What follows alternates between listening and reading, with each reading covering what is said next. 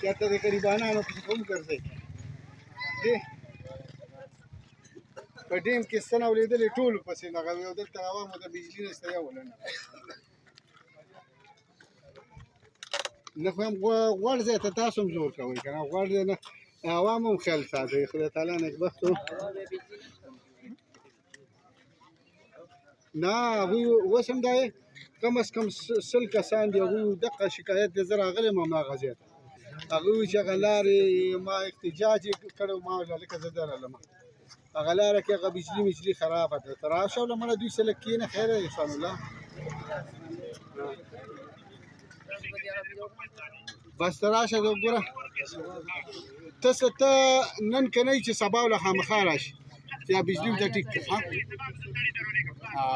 سړو ته دې ومړه ته خو تا باندې موږ فخر کوو ته یو بجلي نشي د پړانګا ټیک کولی